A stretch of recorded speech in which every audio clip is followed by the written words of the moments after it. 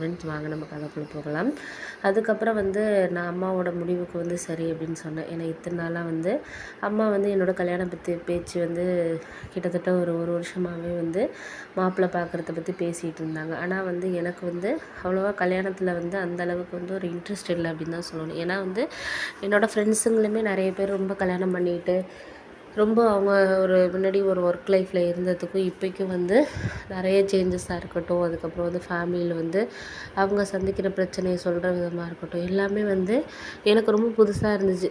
அதெல்லாம் யோசிக்கிறப்போ வந்து நம்ம வாழ்க்கையும் இப்படி தான் இருக்கும் போல அப்படின்னு சொல்லிட்டு ஒரு பயம்தான். கல்யாணத்தில் ஒரு பயம். அதுக்கப்புறம் வந்து எனக்கு அந்தளவுக்கு ஒரு இன்ட்ரெஸ்ட் இல்லை. ஒர்க் பண்ணணும், சம்பாதிக்கணும், இன்னும் கொஞ்சம் லைஃப்பில் வந்து கொஞ்சம் செட்டில் ஆனதுக்கப்புறம் பண்ணோன்னா நம்மளுக்கு நல்லாயிருக்கும் அப்படிங்கிறத பற்றி தான் நான் யோசிச்சுட்டு இருந்தேன். ஆனால் வந்து அந்த விஷயத்தில் வந்து எனக்கு என்ன ஒரு விஷயம் தோணிகிட்டு இருந்துச்சுன்னா, சில விஷயங்கள் நம்ம என்ன தான் வந்து யோசித்து இது பண்ணாலுமே அந்த நேரத்தில் நம்மளுக்கு கரெக்டான ஒரு வேலை வந்து சில விஷயங்கள் கிடைக்குதா கிடைக்கல அப்படிங்கிறது தான் நம்மளுக்கு இது. ஆனால் அம்மாவும் ஒரு 1 இயராகவே என்கிட்ட சொல்லிகிட்டு இருந்தாங்க. ஆனால் அப்பா என்ன சொல்லிட்டான்னா, உன்னோட டிசிஷன் தான். ஏன்னா அண்ணனுக்கே வந்து மேரேஜ் அவன் லவ் மேரேஜ் பண்ணிக்கிட்டான், குழந்தைங்கள்லாம் இருக்குது. நீ வந்து இப்போ தான் வந்து ஒர்க்குக்கு போய் ஒரு 3-4 இயர்ஸ் ஆகுது. அப்படி இருக்கப்போ உனக்கு மேரேஜ் பண்ணுறதுன்னு ஓகேன்னு சொல்லிட்டேன்னா என் அம்மாக்கிட்ட சொல்கிறத பொறுத்து தான் இருக்குது, நாங்கள் ஓகே பண்ணுறது அப்படின்னு சொல்லிட்டு சொன்னோன்னே, இருந்தாலும் வந்து எனக்கு வந்து கொஞ்சம் வந்து குழப்பமாக தான்ப்பா இருக்குது அப்படின்னு சொல்லிட்டு ஒரு இது சொன்னதுக்கப்புறம் நான் என்ன சொன்னேன்னா, எதை பற்றியும் நீ யோசிச்சுட்டு இருக்காத, யோசிக்கிறதுனால ஏதாச்சும் வரப்போதான்னு கேட்டால் கண்டிப்பாக கிடையாது. உனக்கு எது பிடிச்சிருக்கோ அதை செய்யுமா அப்படிங்கிற மாதிரி தான் எங்கள் அப்பா எப்போதுமே என்ன சொல்வார். ஆனால் அம்மா வந்து சொந்தக்காரவங்க இன்னொன்று பொண்ணுக்கு கல்யாணம் பண்ணாமல் வச்சுருக்க, அவருக்கு கல்யாணம் பண்ணணும் அப்படி இப்படின்னு சொல்லிட்டு அவங்க கேட்குறதுனாலே என்னமோ வந்து எங்கள் அம்மா வந்து என்ன சொல்லுவாங்கன்னா, அண்ணனுக்கே கல்யாணம் ஆகி குழந்தைங்களாம் இருக்குது, இன்னும் பொண்ணுக்கு கல்யாணம் பண்ணாமல் பையனுக்கு கல்யாணம் பண்ணிவிட்டேன், அவன்லாம் பண்ணிக்கிட்டான், பொண்ணுக்கு இன்னும் சம்பாதிக்க வச்சுக்கிட்டு இருக்கீங்களா அப்படி இப்படின்லாம் சொல்லிட்டு கேட்குறாங்கன்னு சொல்லிட்டு அம்மா 1 இயராக கேட்டுட்டு இருந்தாங்க. ஆனால் அப்புறம் இடையில அம்மாவுக்கு உடம்பு முடியாமல் போனதுனால நான் என்ன யோசித்தேன்னா, இதுக்கப்புறம் வந்து சில விஷயங்களை வந்து நம்ம வந்து யோசித்து தான் இது பண்ணணும் அப்படிங்கிறதுனால நான் என்ன யோசித்தேன்னா, இதுக்கப்புறம் வந்து நம்ம வந்து இந்த விஷயத்தில் வந்து நம்ம ஒரு முடிவெடுக்க வேண்டிய ஒரு விஷயத்தில் தான் நம்ம இருக்கோம். இதுக்கப்புறம் வந்து நம்ம வந்து வேறு முடிவு இதுக்கப்புறம் நம்மளால் வந்து எதையாக இருந்தாலும் இது பண்ண முடியாது. அம்மாவும் சொல்லிக்கிட்டு இருந்தாங்க. அதோட இப்போ அம்மாவுக்கும் உடம்பு முடியாமல் இருக்குது அப்படிங்கிறதுனால அப்பாவே வந்து சொன்னார், நீ கல்யாணத்துக்கு சம்மதிம்மா, அம்மாவுக்கு ஒன்று நினச்சி தான் வந்து கவலைப்படுறதுனால தான் பாதி வந்து கல்யாணத்தை நினச்சி இது பண்ண வாசி தான் அம்மாவுக்கு முடியாமல் போயிட்டுமா அப்படின்னு சொல்லிட்டு சொன்னோன்னே எனக்கும் அது சரியாக தான் பட்டுச்சு. சரி ஓகே, இத்தனை நாளாக நம்மளும் மேரேஜ் வேண்டாம் வேண்டாம்னு சொல்லிட்டு வந்துட்டு அப்புறம் அம்மா ஹாஸ்பிட்டல்லேருந்து அழைச்சிட்டு வந்ததுக்கப்புறம் அம்மாக்கிட்ட சொன்னேன், இது மாதிரிம்மா நீங்கள் வந்து கல்யாணத்துக்கு ஏற்பாடு பண்ணுங்கள், நான் கல்யாணம் பண்ணிக்கிறேம்மா, ஒன்றும் பிரச்சனை கிடையாது, நான் பண்ணிக்கிறேன் அப்படின்னு சொன்னேன்னா அம்மாவுக்கு அப்போ தான் கொஞ்சம் சந்தோஷமே வர ஆரம்பிச்சு. பரவாயில்ல, நம்ம பொண்ணு இப்படியே இருந்துருவாளோ என்னமோன்ட்டு அந்த கவலையில் தான் அம்மாவுக்கு முடியாமல் இருந்திருக்கும் போல இருக்குது. அதுக்கப்புறம் அம்மாவுக்கு கொஞ்சம் சரியாயிடுச்சு. சரியானோடனே அவங்க அதுக்கப்புறம் சித்தி, அதுக்கப்புறம் எங்கள் மாமா கிட்ட எல்லாத்தையும் சொல்லி மாப்பிள்ளை பார்க்குறதுக்கு எல்லாம் வந்து ஜாதக புரோக்கருங்கக்கிட்ட எல்லாம் வந்து ஜாதகம்லாம் வந்து ரெடி பண்ணி என்னோடய ஃபோட்டோ எல்லாம் வந்து கொடுத்தாங்க. கொடுத்து ஒரு 2-3 நாள்லேயே வந்து வரன்கள் வர ஆரம்பிச்சிச்சு. ஏன் அப்படின்னா, இப்போ உள்ள இதில் வந்து அவ்வளோ படித்து நல்லா வேலை பார்க்குற மாதிரி தான் நிறைய இடத்துல பார்க்குறாங்கங்கிறதுனால நான் படித்து வேலை பார்த்ததுனால ஒரு 2-3 நாள்லேயே பார்த்திங்கன்னா கிட்டத்தட்ட ஒரு 10 ஜாதகம் கிட்டேயே எனக்கு வந்துருச்சு. அது வந்தோடனே வந்து என்ன ஆச்சுன்னு பார்த்திங்கன்னா, நான் நினச்சேன் சரி மெதுவாக ஒரு 6 மாதம் ஆகும் அப்படி இப்படின்னு நினச்சேன்.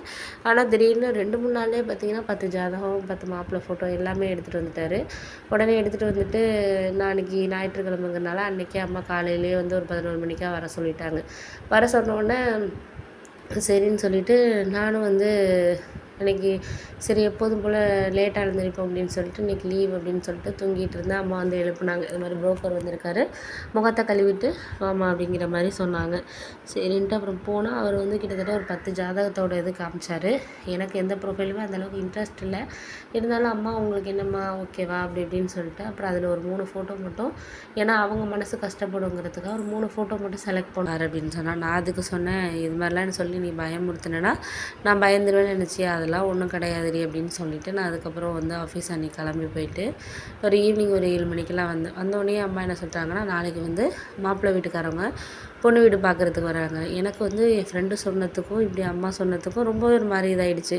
"என்னம்மா நேத்து தானம்மா வந்து புரோக்கர்ட்ட குடுத்தோம். அதுக்குள்ள நாளைக்கு பார்க்க வர்றாங்கங்கிறீங்க" அப்படின்னோனே, "ஆமாம்மா நாளைக்கு நாள் நல்ல நாளா இருக்கு" அப்படிங்கிறதுனால, இப்ப தான் ஃபோன் பண்ணாரு. ஒரு 5 மணிக்கு தான் ஃபோன் பண்ணாரு. "நீ ஆஃபீஸ்லேருந்து வந்ததுக்கப்புறம் எதா இருந்தாலும் நான் சொல்லிக்கலான்ட்டு விட்டுட்டேம்மா. ஏம்மா என்ன விஷயம்?" அப்படின்னோனே, "நீ தான் கல்யாணத்துக்கு சம்மதிச்சுட்ட. அப்புறம் என்ன மாப்பிள்ளை வீடு பார்க்க வந்தேன்னு."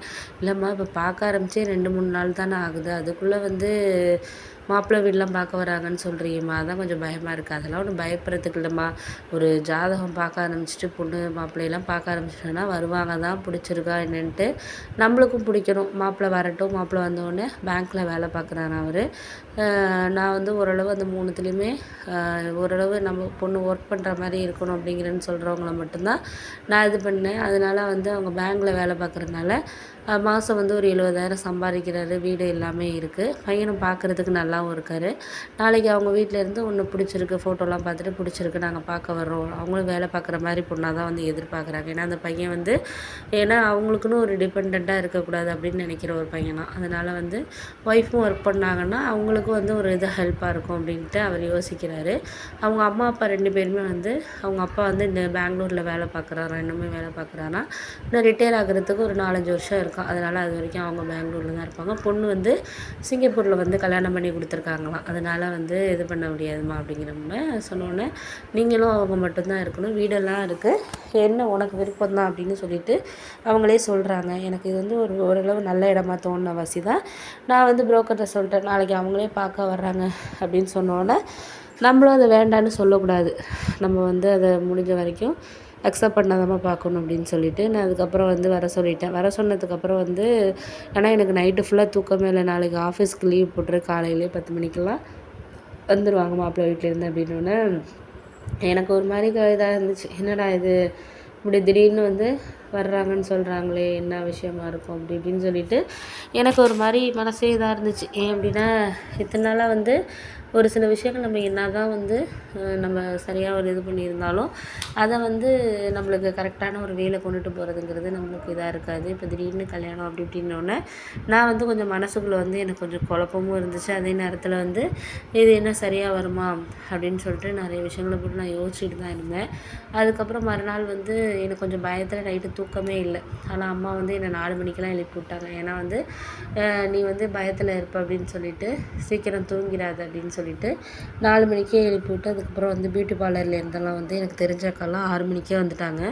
வந்து அவங்க ஃபேஷியலு அதெல்லாம் கொஞ்சம் எனக்கு வந்து மேக்கப் இதெல்லாம் பண்ணுறதுக்காக ஃபேஷியல் இதெல்லாம் நான் அம்மாக்கிட்ட கேட்டேன், "ஏம்மா இதுக்கெல்லாம் பியூட்டி பார்லர்லேருந்து வர சொன்னேன்?" அப்படின்னது. "நீ வந்து செல்ஃபாக வந்து உன்னை எதுவுமே பண்ணிக்கிறது இல்லை. இப்போ உள்ள பொண்ணுங்கள்லாம் பாரு, நீ ஆஃபீஸ் உண்டு வேலை உண்டு, அதுதான் ஒரு க்ரீம் யூஸ் பண்ணுறியா, அதாச்சும் கொஞ்சம் பார்க்குறதுக்குனாச்சும் வர்றவங்களுக்கு நீட்டாக தெரியணும் இல்லையா? வர்றவங்க என்ன நினைப்பாங்க, என்னடா அந்த பொண்ணு இவ்வளோ நல்ல கம்பெனியில் வேலை பார்க்குது, இவ்வளோ சம்பாதிக்குது, இந்த மாதிரி ஒரு ட்ரெஸ்ஸிங்கெல்லாம் ஓகேம்மா. மற்றபடி ஒரு செல்ஃப் ஹேருங்கிறது நம்மளுக்கு ரொம்ப முக்கியம் இல்லை, வர்றவங்க அதெல்லாம் எதிர்பார்ப்பாங்க இப்போ உள்ள இதில். அதனால தான் வந்து நான் உன்கிட்டலாம் கேட்கல. எனக்கு தெரிஞ்ச ஃப்ரெண்டோட சிஸ்டர் தான் இவங்க. நல்லா வந்து பியூட்டி பார்லரில் வந்து நல்லா செஞ்சு கொடுப்பாங்க" அப்படின்னு சொல்லிட்டு எல்லாம் வந்து கொஞ்சம் ஹேர் கட் பண்ணுறது எல்லாமே வந்து அவங்க எல்லாமே பண்ணிவிட்டு ஒரு 1 மணி நேரத்தை 1.5 மணி நேரமாக வந்து எனக்கு எல்லாமே ஃபேஷியலு இந்த இதெல்லாம் த்ரெட்டிங் எல்லாமே வந்து பண்ணிவிட்டாங்க. பார்க்குறதுக்கும் நல்லா இருந்துச்சு, சூப்பராக இருந்துச்சு அப்படின்னு தான் சொல்லணும். அதுக்கப்புறம் வந்து என்னாச்சுன்னு பார்த்தீங்கன்னா, ஒரு சில விஷயங்கள் நம்ம என்ன தான் வந்து சரியான ஒரு இதில் இது பண்ணாலும், அதுக்கு வந்து நம்மளுக்கு வந்து கரெக்டான ஒரு வேல நம்ம வந்து ஒரு விஷயத்த செஞ்சால் மட்டும்தான் வந்து நம்மள